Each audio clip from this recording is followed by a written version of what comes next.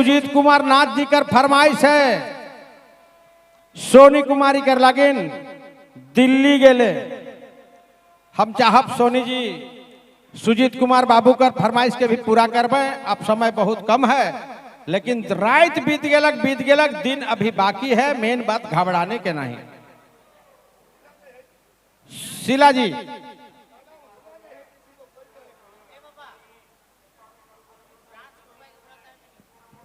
शीला जी आप आए मंच के बाद डांस होगा, भोजपुरी डांस लेकर तैयार रहेंगे। रेशमा जी उनसे पहले एक गाना शीला जी, उनके बाद भोजपुरी डांस की ओर चलेंगे हम। रेशमा जी तैयार रहेंगे। एक भैया का फरमाइश है, 7 समुंदर पार मैं तेरे पीछे पीछे आ गया। इस गाना की फरमाइश है डांस के लिए, तो मैं चाहूंगा तैयार रहेंगे रेशमा जी। उनसे पहले एक गाना शीला जी अपन खूबसूरत आवाज में करवाए शामिल। आइए शीला जी प्लीज।